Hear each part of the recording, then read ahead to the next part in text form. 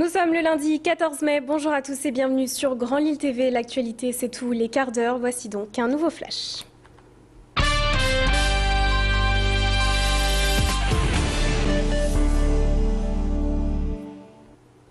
Et on démarre cette édition avec ces images impressionnantes de cet incendie qui est en cours depuis 14h50 dans l'immeuble Mermoz, l'une des 3 tours dites des Aviateurs rue du Nant à Roubaix. Les pompiers sont à l'œuvre sur place pour lutter contre les flammes. Une personne serait pour l'heure décédée et d'autres encore bloquées dans le bâtiment.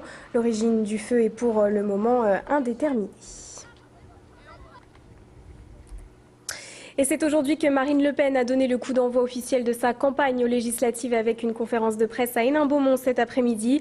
Elle sera opposée entre autres à Jean-Luc Mélenchon qui s'est déclaré candidat samedi dans cette même circonscription. Et la présidente du FN a tenu à ne pas limiter sa candidature à un duel contre le candidat du Front de gauche. Elle a d'ailleurs souligné que ce parti n'avait pas fait un score très important à Hénin-Beaumont à la présidentielle. Elle ne le considère par ailleurs pas comme son principal rival. Son adversaire principal n'est autre que le candidat socialiste, mais elle acceptera tout de même de débattre avec lui sur les sujets de fond. On l'écoute.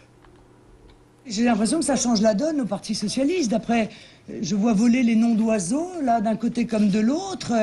Je ne sais pas ce qu'on a vendu à monsieur Mélenchon, mais on l'a parachuté dans le bassin minier. C'est plutôt dans le bassin minier, en l'occurrence. Vous voyez ? Donc j'ai l'impression que c'est plutôt le front de gauche contre le front socialiste.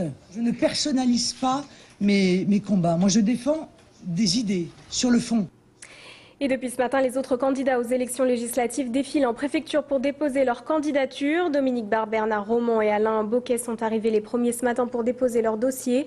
Dominique Barr maintient donc sa candidature malgré le refus du PS de lui accorder l'investiture officielle suite aux accords passés avec les Verts. Gilles Pargnot, premier secrétaire de la Fédération du Nord du Parti socialiste, a d'ailleurs déclaré que Dominique Barr serait exclu du PS dès ce soir pour ne pas avoir respecté cet engagement. Quant aux autres candidats, ils ont jusqu'à ce vendredi 18h pour se déclarer officiellement. Pierre Beauvillain a rencontré Dominique Barr qui revient sur la légitimité de sa candidature.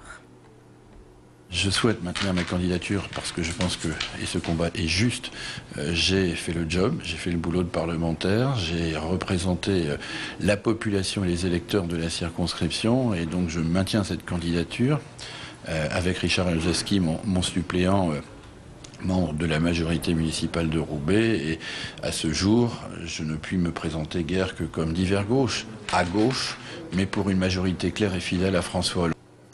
L'Université catholique de Lille expose jusqu'au 21 juillet les œuvres de Lionel l'Enfant Bleu. Dans les années 70, Henri Bachot, psychothérapeute, découvre chez un de ses jeunes patients prénommé Lionel un talent pour exprimer son mal-être par le biais de la peinture et du dessin. Cette exposition à l'Université catholique de Lille réunit environ 100 œuvres prêtées par Lionel et réalisées dans les années 70. Ce type de partenariat entre l'université et le musée d'art moderne et contemporain de Villeneuve-d'Ascq permet aux étudiants de participer pleinement au projet, du montage de l'exposition à l'accueil et même aux visites du public.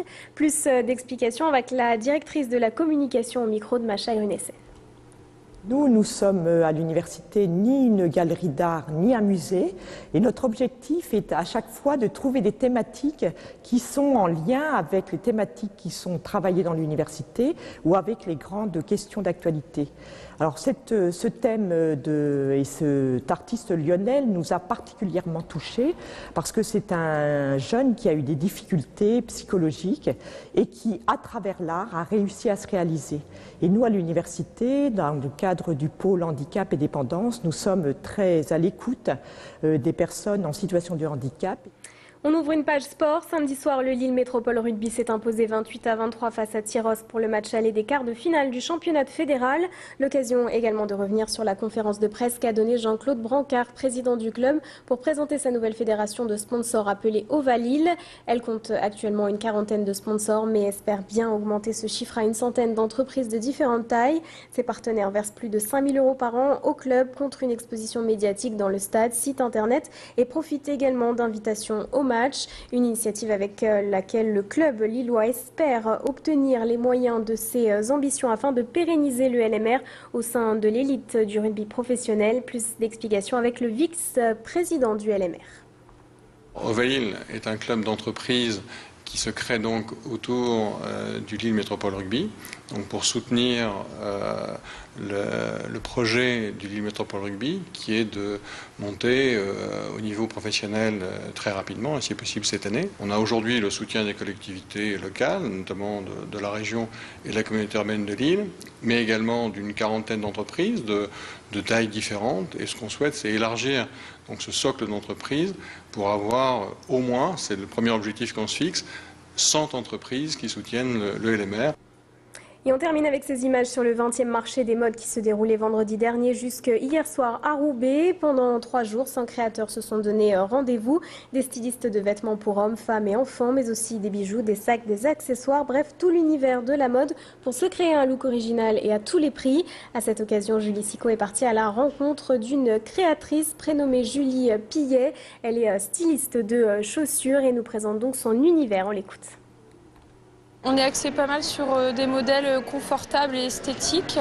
Voilà, les clients viennent, ils peuvent choisir la couleur de leur cuir, personnaliser le modèle qu'ils vont choisir. Donc c'est vrai qu'après les gens au niveau du style définissent ces chaussures comme des chaussures qui ont une connotation assez rétro. Je pense que ça vient surtout des formes et voilà, des matières qu'on va utiliser. C'est ainsi que s'achève cette édition. Merci à vous de l'avoir suivi. On se retrouve dans quelques secondes pour toutes vos prévisions météo.